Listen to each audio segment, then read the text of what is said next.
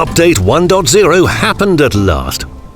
A huge amount of work, thousands of man-hours, millions of nerve cells, all for the long-awaited release.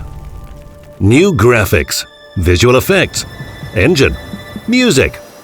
You've already seen all of that. But what did the developers feel during the release? In general, I feel very similar to the way I felt when World of Tanks originally released. This is a huge event for me, because all the work inside of the company that hasn't been available to players is finally available to the public. A lot of hard work. And in just a single moment, you finish it, then sit back to see what happens.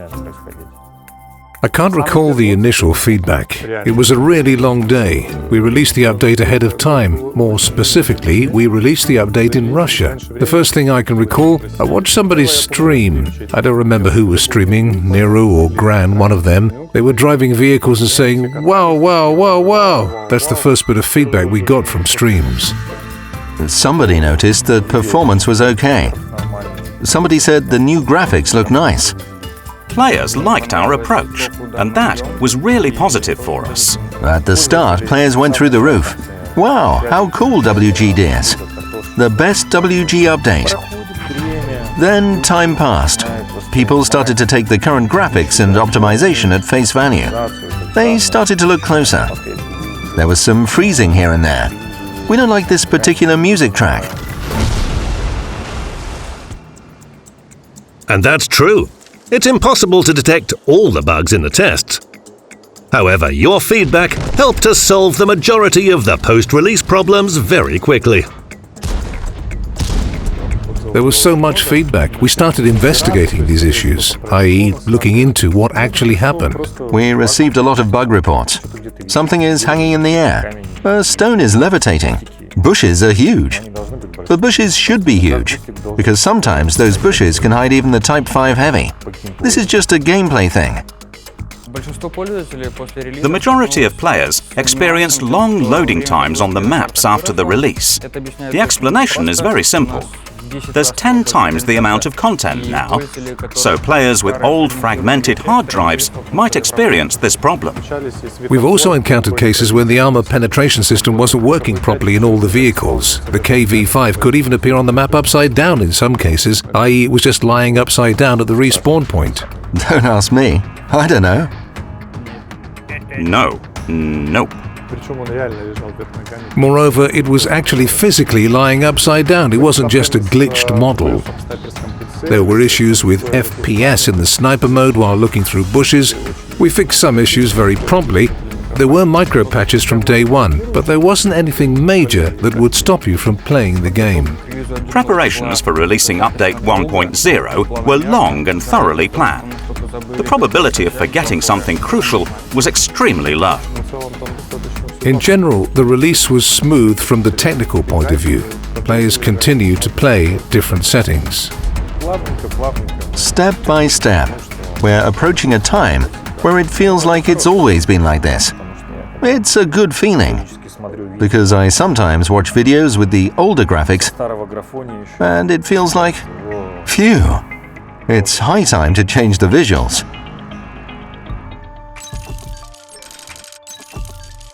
Well, of course, we won't film this all again, but it's a fact that the new graphics are something home-like and common for us.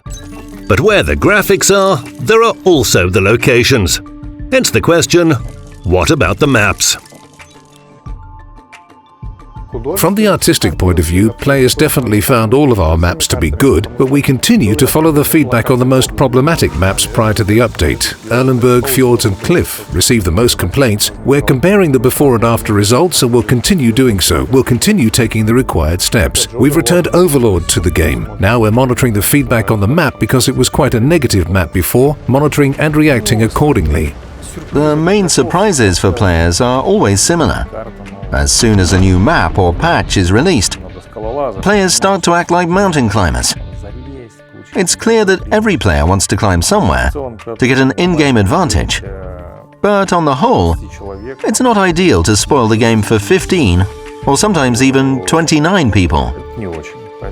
Therefore, a lot of drive-thrus will be blocked. They weren't planned. Sorry, guys. It will all be blocked. Definitely, the gameplay has slightly changed, but now we can say that we haven't broken anything. We've changed some minor aspects on the maps. Players will definitely spend some time getting familiar with the new maps.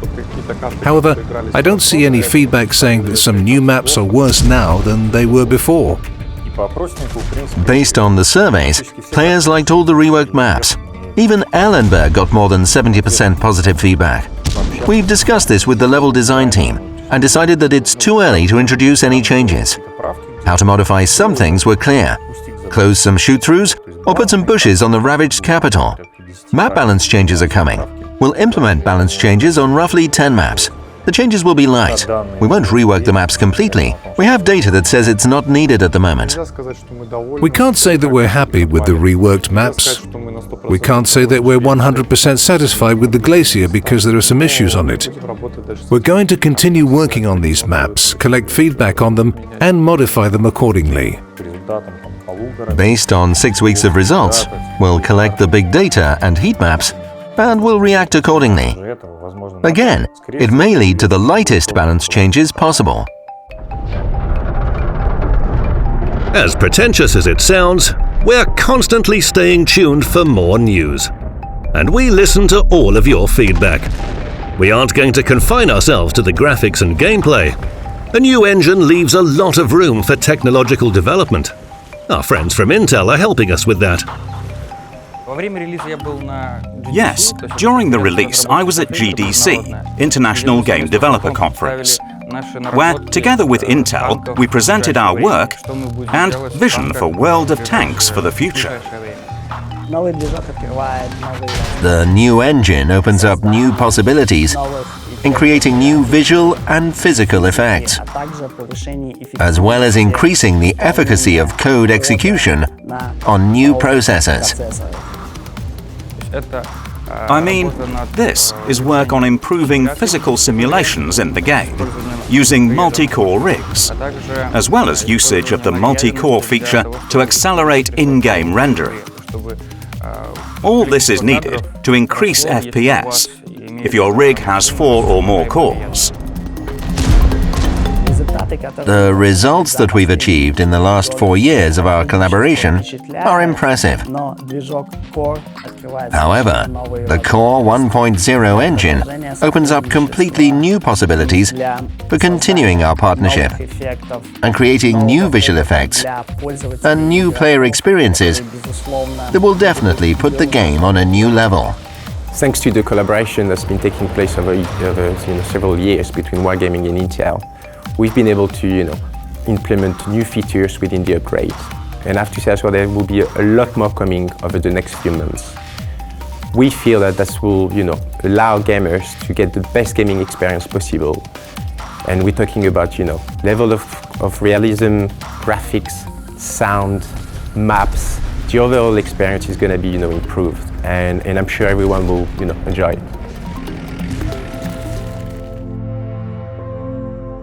Multicore? Sounds excellent. But it's much better for us to stay strong in the pursuit of our goals. Update 1.0 was really important, but it has already happened, so that means it's time to move on. To be honest, we have a ton of plans. Well, our plans for the maps are no secret. The province map was for the Italian tech tree, so to say it's a specialized map. Province is already being tested, and it's possible that many of you have already seen it. Of course, the map isn't that big, even after we've increased its size to 850 by 850. We'll see how it will be played, but from the artistic point of view, it looks very cool. We'll see. Szczejanka will be for the Polish nation, obviously. Szczejanka is a Polish map, give or take, judging by historical location, but it's no city, so it's easier. It will be a rural map. Quite open. There are 2 primary options regarding Kharkov. The first is to update the old Kharkov, and the second is to move the map and make a new Kharkov. but the Gazprom will be there nonetheless. We're trying to reanimate several old maps. I won't say their names, it's definitely not Dragon Ridge. We're now trying to reanimate very old maps that have been out of the game for quite some time, to give them a second life. Old maps. We have the idea to return Port back to the game. A curious thought. 2 in 1. We're working on new maps as well. We're working on an urban map, semi-rural map, and on some specific regional maps. Of course, our engineers are going to fix issues, add different visual effects, etc. We can make a lot of interesting stuff using Havok. We'll see. There's a lot of experimentation going on right now. We have the technology and we'll use it naturally. We'll be adding new things. There's no reason to specifically promise night battles or twilight or any destruction features and weather effects. If players like those, then we'll add some of them. You should understand that 1.0 is no new frontier. It's just a stepping stone for making something new. Because the new engine allows us to do much more. There are new optimization possibilities. The new optimization implies new features, graphical improvements, interactivity. World of Tanks 1.0 isn't a patch that we've released and then relaxed. It's just a new countdown. And that countdown has already begun. We thank you for your dedication, for your feedback, for your positive criticism, and for the chance to make you happy and do what we love to do. The graphics were just a step. We've made this step together, and now we can move beyond.